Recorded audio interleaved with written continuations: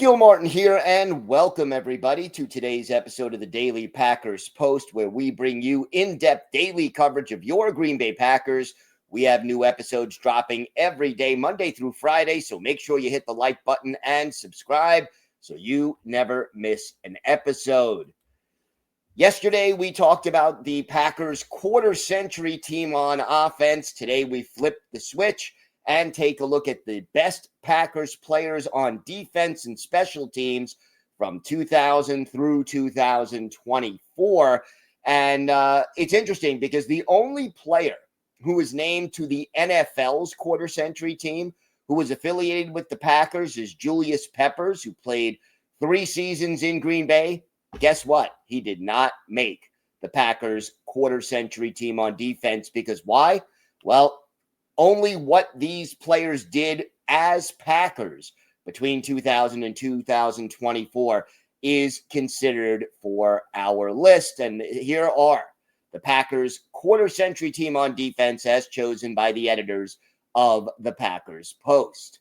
We start at defensive end, where we have Kabir Gabaja-Biamila and Aaron Campman.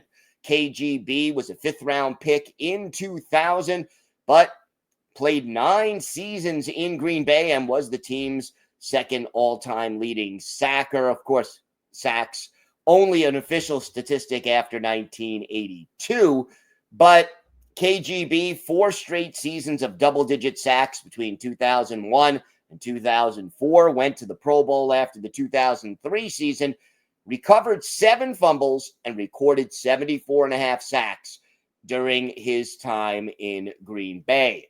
As for Campman, he went to back-to-back Pro Bowls in 2006 and 2007, had 54 career sacks in 8 seasons with the Packers, 7 at defensive end, and then moved to outside linebacker for the final year. And he ended his career with a couple of years in Jacksonville. So those are your 2 defensive ends. We now look at the defensive tackles, 2 really good ones here, B.J. Raji and Kenny Clark. Raji, first round pick of the Packers in 2009, only had a short career, 6 seasons, but he did make a big impact. 334-pound nose tackle, and that's what he was listed at. I think he played at much more than that. But for a big guy who was hard to move at the point of attack, he was also very nimble. And he went to the Pro Bowl after the 2011 season. His most famous moment, big impact, 2010 NFC Championship game. He intercepts Caleb Haney and returns it for a pick 6, a touchdown in a game. The Packers ultimately beat the Bears 21-14.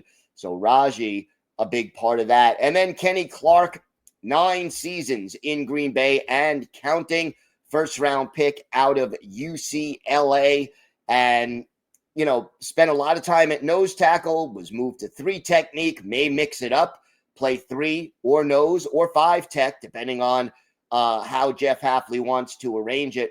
Already been to 3 Pro Bowls, had 7.5 sacks. That was a career high in 2023. And the beautiful thing about Clark, he can both stop the run and pressure the quarterback, which not a lot of players, not a lot of defensive tackles in the modern NFL can do.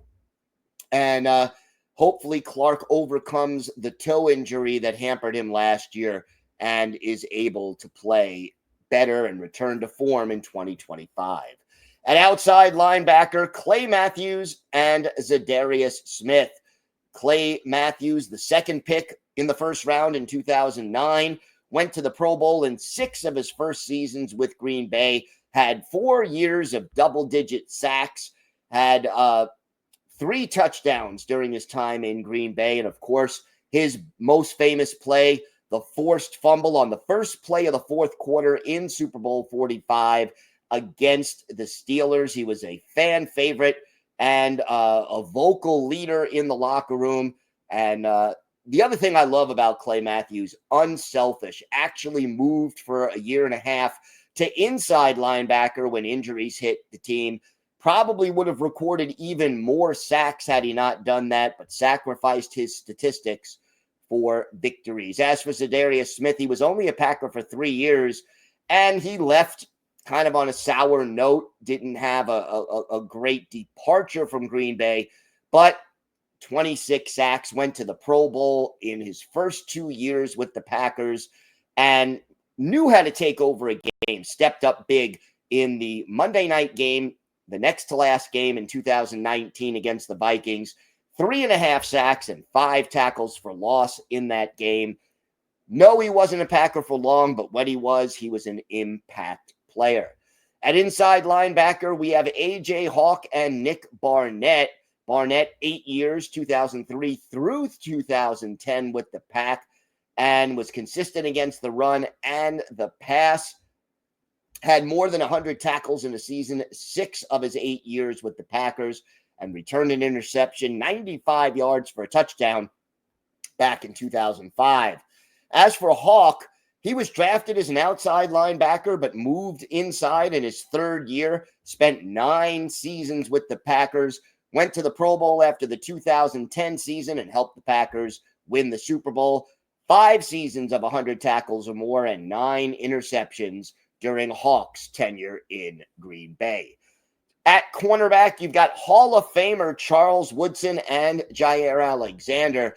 Woodson originally not thrilled being a Packer, signed with them because he had no other offers, but his time in Green Bay revitalized his career and really got him into the Hall of Fame. He had 7 seasons in Green Bay, went to 4 straight Pro Bowls, led the NFL in picks in 2 of those years, intercepted 38 passes, and returned 9 of them for touchdowns. He was a leader and, again, a deserved Hall of Famer, but I don't know if he makes the Hall of Fame without his 7 years as a Packer. As for Jair Alexander, he was just released, 7 seasons with Green Bay. When he was healthy, one of the better cover corners in the NFL, but he struggled to stay healthy, and that led to his release. Went to 2 Pro Bowls, intercepted 12 passes, and the former Louisville Star is now a Baltimore Raven.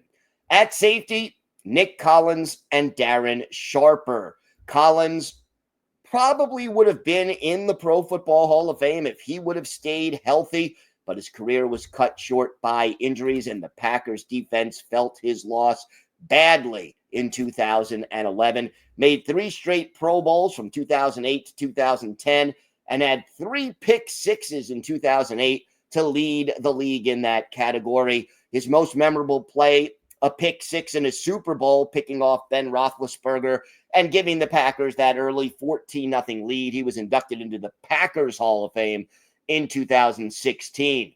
As for Darren Sharper, he played 5 seasons with the Packers after 2000, went to 2 Pro Bowls, led the NFL in interceptions with 9 in 2000, and returned 3 interceptions for touchdowns in 2000 and 5 overall.